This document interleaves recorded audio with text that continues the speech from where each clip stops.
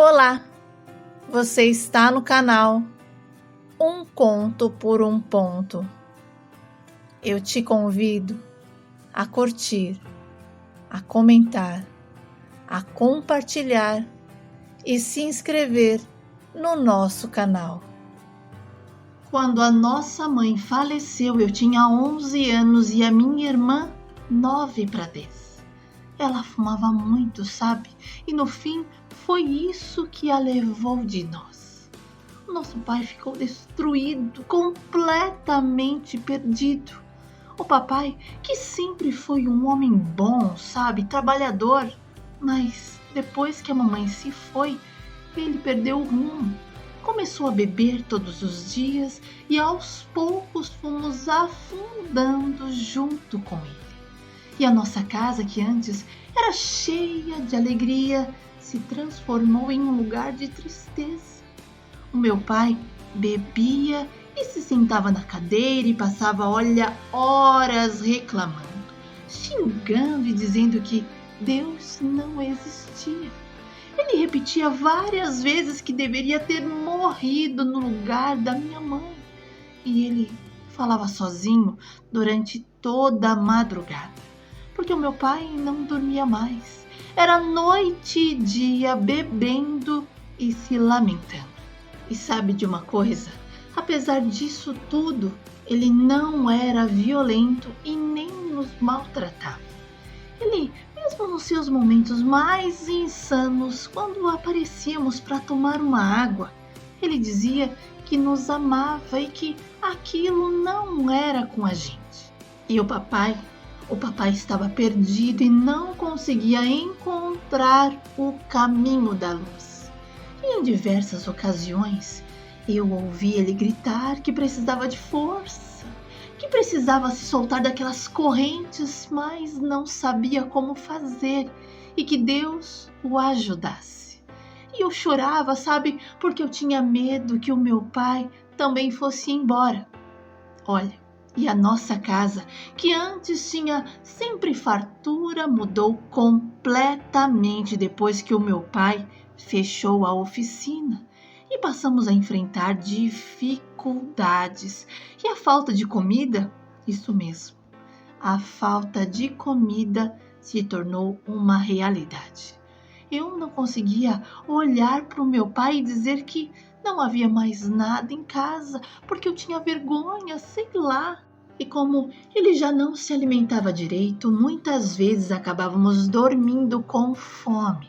E no dia seguinte, íamos para a escola e só conseguíamos comer o lanche que recebíamos lá.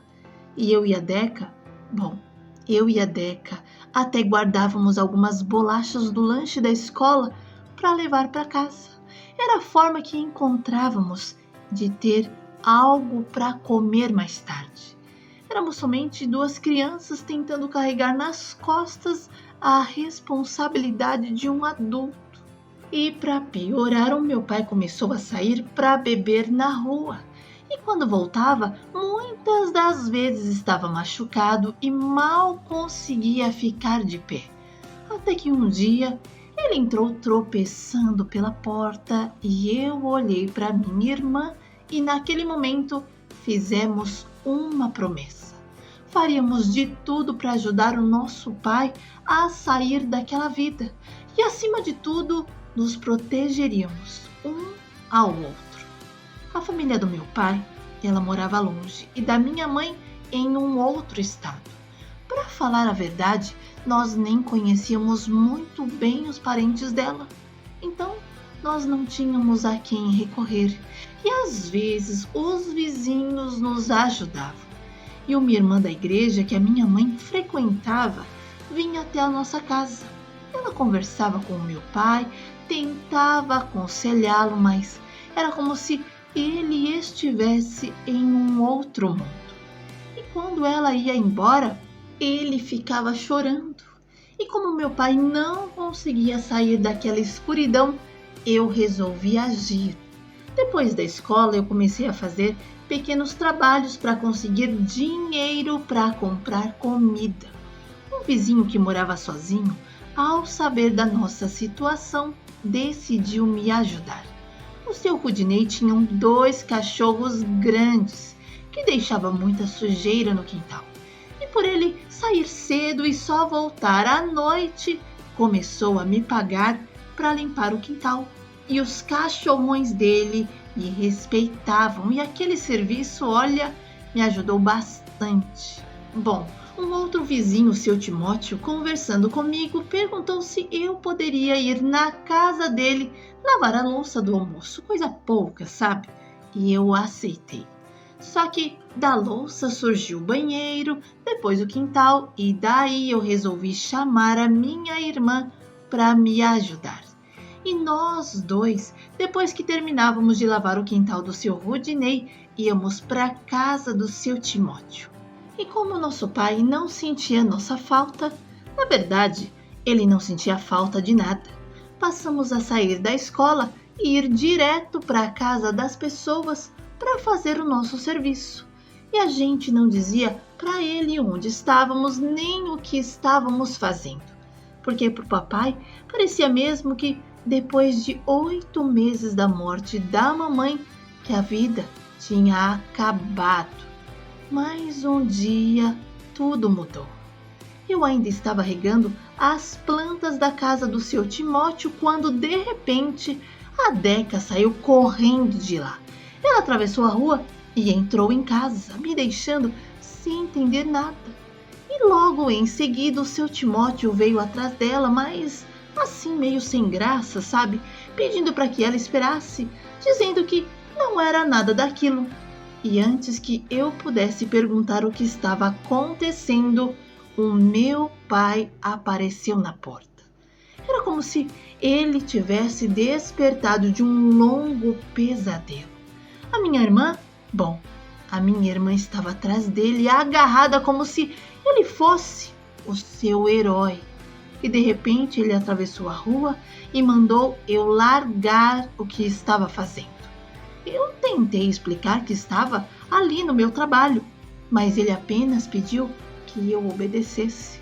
Então eu deixei o regador no chão e, assim como fazia a minha mãe, ele me botou atrás dele. O meu pai encarou seu Timóteo e disse que aquelas 2 crianças, por mais que não parecessem, tinham um pai vivo e que por um motivo maior ficou ausente, mas que agora estava de volta. E que nem ele, nem ninguém iria abusar dos seus filhos. O seu Timóteo tentou se defender, sabe? Disse que não estava entendendo. Mas o meu pai foi direto e avisou que se ele ousasse tocar em qualquer parte do nosso corpo novamente, haveria guerra. Mas o seu Timóteo tentou desconversar, dizendo que só estava fazendo o que o meu pai não fazia, dando dinheiro para nós comprarmos comida. Disse que se o meu pai não sabia, estávamos passando fome. E continuou falando, provocando, sabe? Até que o meu pai perdeu a paciência e partiu para cima dele. Mas o seu Timóteo conseguiu correr para dentro do corredorzinho que dava acesso à sua casa, trancando o portão. E lá de dentro gritou que não adiantava dizer que era pai, porque ter filhos não era só uma questão de sangue, era de assumir a responsabilidade por eles, coisa que ele não estava fazendo, e jogou na cara do papai várias coisas.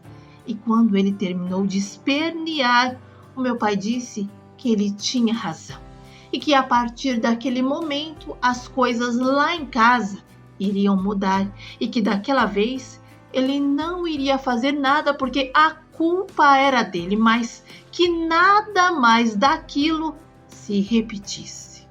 E quando voltamos para casa, o nosso pai nos chamou e, com os olhos cheios de lágrimas, pediu perdão. Disse que nunca mais permitiria que passássemos por aquela situação.